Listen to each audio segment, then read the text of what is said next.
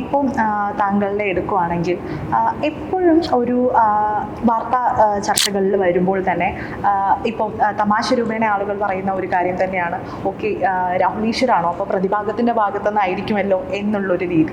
അത് എന്തുകൊണ്ടാണ് അങ്ങനെ? പറയാം, പുരുഷന്മാർക്ക് വേണ്ടി വാദിക്കാൻ ആരുമില്ല. ഒരു പുരുഷൻ എന്തെങ്കിലും ഒരു പ്രശ്നമോ പിഴവോ പറ്റിയാൽ അവൻ്റെ ലൈഫ് തീർന്നു.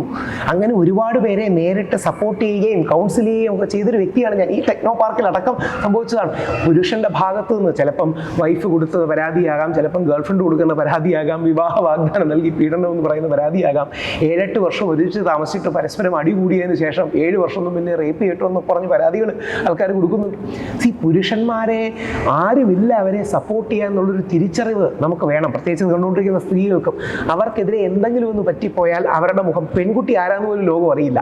ആണുങ്ങളുടെ മുഖം ഗൂഗിൾ വാർത്തയിൽ വരും, അതെന്നും ഇന്റർനെറ്റ് സ്റ്റേ ചെയ്യും. നാളെ ഇവനൊരു ജോലിക്ക് പോയാൽ ഇവന്റെ പേര് ബാക്ക്ഗ്രൗണ്ട് ചെക്കിന്റെ ഭാഗം അടിച്ചു നോക്കുമല്ലോ. നമ്മുടെ കമ്പനികളിലേക്ക് അങ്ങനെ ഒരാൾ വന്നു എന്നിരിക്കട്ടെ, നമ്മൾ ഗൂഗിളിൽ അവന്റെ പേര് സെർച്ച് ചെയ്തു, പോലീസ് അറസ്റ്റഡ് -- എന്ന് ഒരു കേസിൽ എന്താ നമുക്ക് ജോലി കൊടുക്കൂ? ഇല്ല. അവനെ നാളെ അക്വിറ്റ് ചെയ്തു എന്നിരിക്കട്ടെ കോടതി, ആ വാർത്ത മാധ്യമങ്ങൾ പ്രാധാന്യത്തോട് കൊടുക്കുപോലുമില്ല. ചിലപ്പോൾ ഒരു വരിയെല്ലാം കൊടുത്താലായി. ഇവനും ജീവിക്കണ്ടേ, ജനിച്ചില്ലേ, അവനും ആഹാരം കഴിക്കണ്ടേ, കുട്ടികളില്ലേ? പക്ഷേ ഈ മനുഷ്യൻ ചെയ്യുന്ന അല്ലെങ്കിൽ ഈ ഒരു വ്യക്തി ചെയ്യുന്നത് തെറ്റാണ് എങ്കിൽ പിന്നീടും ആ മനുഷ്യനെ സപ്പോർട്ട് ചെയ്യുന്നത് അല്ല. 2 കാര്യങ്ങളാണ്. ഒന്ന്, തെറ്റാണോ ശരിയാണോ എന്ന് കോടതി തീരുമാനിക്കണം. അതുകൊണ്ടാണ് ഞങ്ങൾ മുമ്പോട്ട് വെക്കുന്ന സിമ്പിളായ ആശയം, അതിജീവിതയുടെ പേര് നമുക്ക് പുറത്തു പറയാൻ പാടില്ല. ശരിയല്ലേ? നിയമപരമായി പാടില്ല. 2 വർഷത്തോളം തടവ് കിട്ടാൻ സാധ്യതയുള്ളൊരു കാര്യമാണ്. അതേപോലെ അക്യൂസ്ഡിന്റെ പേരും കോടതി വിധി വരുന്നത് വരെ പുറത്തു പറയാൻ പാടില്ല. എനിക്കിതിലൊരു സന്തോഷം, ഞാനൊരു 4-5 വർഷമായി പറഞ്ഞുകൊണ്ടിരിക്കുകയാണ്, ഇന്ത്യയുടെ നീതിന്യായ ചരിത്രത്തിൽ ആദ്യമായി, first time in the history of India, Kerala ഹൈക്കോടതി നമ്മുടെ ഹേമ കമ്മിറ്റിയുടെ വിഷയത്തിൽ ഈ വാദഗതി ഒരു വിധിന്യായത്തിന്റെ ഭാഗമായി എഴുതി വെച്ചു. ബഹുമാനപ്പെട്ട കേരള ഹൈക്കോടതി പറഞ്ഞു, പുരുഷന്മാർക്കും പ്രിവസി ഉണ്ട്, പുരുഷന്മാർക്കും പ്രൈവസി ഉണ്ട്, അത് ബഹുമാനിക്കണം. അക്യൂസ്ഡിന്റെ പേരും വെളിയിൽ വരരുതെന്ന് ഒരു ഹൈക്കോടതിയുടെ 2-അംഗ ബെഞ്ച് എഴുതി വെച്ചു. താങ്കൾക്ക് ക്രോസ് ചെക്ക് ചെയ്യാം. ഇത് ഞാൻ അടക്കമുള്ളവരുടെ വലിയൊരു വിജയമോ, ഞാൻ അടക്കമുള്ളവർക്ക് വലിയൊരു, ഞങ്ങൾ പറയുന്ന കാര്യത്തെ ഹൈക്കോടതി വാലിഡേറ്റ് ചെയ്തതുമായിട്ടാണ് കാണുന്നത്. അതായത് അക്യൂസ്ഡ് ആയ ഒരു വ്യക്തിയെ കോടതി കുറ്റക്കാരനാണെന്ന് പറയുന്നത് വരെ അദ്ദേഹത്തിന്റെ പേര് പറയാൻ പാടില്ല എന്ന് ഒരു വിധിന്യായത്തിൽ ഹൈമ കമ്മിറ്റിയുടെ കോണ്ടെക്സ്റ്റിലാണെങ്കിലും പറഞ്ഞു എന്നുള്ളത് ഒരു വലിയ സ്റ്റാർട്ടാണ്. ഇതെല്ലാം ഞങ്ങളൊരു പുരുഷ കമ്മീഷനിലേക്ക്, മെൻസ് കമ്മീഷൻ അല്ലെങ്കിൽ national commission for men, state commission for മെന്നിലേക്ക് എത്തിക്കാനുള്ള ശ്രമത്തിന്റെ ഭാഗം കൂടിയാണ്. അപ്പം ഞാൻ പറയട്ടെ, ഒരുപാട് സ്ത്രീകൾ, ഇപ്പോൾ സ്ത്രീകളുടെ ഭാഗത്തു നിന്നാണെങ്കിൽ അവരൊരുപാട് ട്രോമയിലൂടെ കടന്നു പോകുന്നുണ്ട്. ഇത് റിയലായിട്ട് അവർ അനുഭവിച്ച ഒരുപാട് പ്രശ്നങ്ങളുണ്ട്. അപ്പോൾ അവർക്കുള്ളൊരു നീതി നിഷേധമായി മാറില്ല. അല്ല, ഒരിക്കലും അങ്ങനെ ജെനുവിൻലി പരാതി കൊടുത്ത എല്ലാ സ്ത്രീകളോടും ബഹുമാനവും യോജിപ്പുമാണ്. സത്യസന്ധമായി പറഞ്ഞാൽ ഇന്നും കൂടുതൽ പരാതി ഉണ്ടെന്ന് നോക്കിയാൽ സ്ത്രീകളുടെ ഭാഗത്താണ് ന്യായം കൂടുതൽ, അല്ലെന്നൊന്നും പറഞ്ഞിട്ട് കാര്യമില്ല. പക്ഷേ ഒരുപാട് സ്ത്രീകൾ ദുരുപയോഗം ചെയ്യപ്പെടുന്നുണ്ടെന്നൊരു സത്യമാണ്.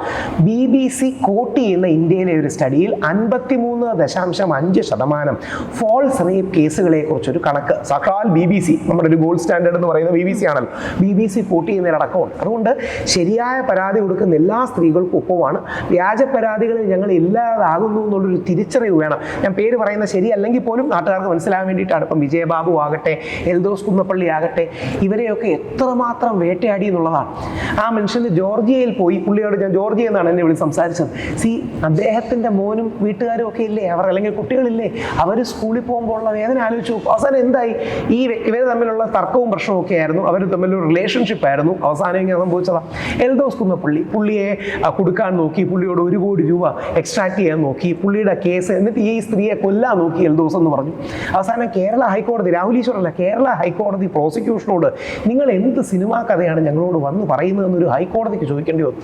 ഇനിയും വിജയബാബു അടക്കമുള്ള ഒരു വലിയ പോരാളികളാണെന്ന് പറയുന്നത് കാരണം വിജയബാബുവിനെ അറസ്റ്റ് ചെയ്യണം എന്ന് പറഞ്ഞ് കേരള ഹൈക്കോടതിയിലേക്ക് പോലീസ് പോയി. പുള്ളി സ്വയം കീഴടങ്ങ് വരുമ്പോഴാണ് അറസ്റ്റ് ചെയ്യാൻ പോകുന്നത്. അപ്പം കോടതി ചോദിച്ചു, മീഡിയക്കാരെ കാണിക്കാനല്ലേ അറസ്റ്റ് ചെയ്യാൻ പോകണോ? വേണ്ട. ഇപ്പം നിങ്ങൾ മീഡിയയോടുള്ള അഭ്യർത്ഥന, ടൈംസ് ഓഫ് ഇന്ത്യ മലയാളത്തിലും അടക്കമുള്ള അഭ്യർത്ഥന, ശരിക്കും ഈ മീഡിയക്കാരാണ് പൊതുജനങ്ങളുടെ മനസ്സിനെ വലിയ രീതിയിൽ സ്വാധീനിക്കുന്നത്. വലിയൊരളവ് വരെ പോലീസുകാരെ സ്വാധീനിക്കുന്നത്, കുറച്ചൊരു പരിധി വരെയെങ്കിലും കോടതിയെ സ്വാധീനിക്കുന്നത്. അപ്പോൾ ഈ മീഡിയക്കാർ എന്ത് പറയും എന്ത് പറയില്ല എന്ന് നോക്കിക്കൂടിയാണ് പോലീസ് പലപ്പോഴും ആക്ഷൻ എടുക്കുന്നത്. അപ്പം മീഡിയയുടെ കയ്യടി ഏകപക്ഷീയമാകരുത്. പുരുഷന്മാർക്ക് ന്യായമുണ്ടെങ്കിൽ അതുകൂടി ശ്രദ്ധിക്കണം.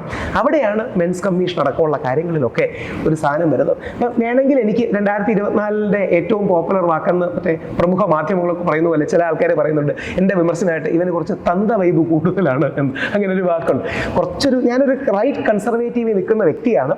പറയുന്ന കാര്യങ്ങളിൽ എന്തെങ്കിലും മിതത്വം കുറഞ്ഞിട്ടുണ്ടെങ്കിൽ വിമർശിച്ചോളൂ. പക്ഷേ പുരുഷന്മാർ ജെനുവിൻലി ബുദ്ധിമുട്ട് അനുഭവിക്കുന്നുണ്ട്.